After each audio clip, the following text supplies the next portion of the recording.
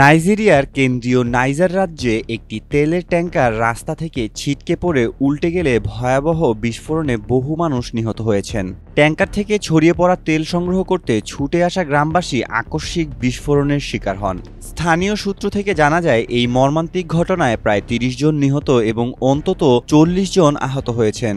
বিস্ফোরণের তীব্র আগুনে অনেক মরদেহ শনাক্ত করা যায়নি। নাইজেরিয়ায় ট্যাঙ্কার বিস্ফোরণের ঘটনা বারবার ঘটলেও তেল সংগ্রহ করার বিপদ সম্পর্কে বারবার সতর্ক করার পরেও মানুষ তা উপেক্ষা করছেন।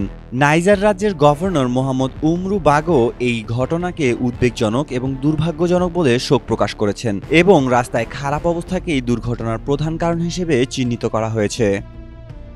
মেহেদী মাসুদ, জনকণ্ঠ।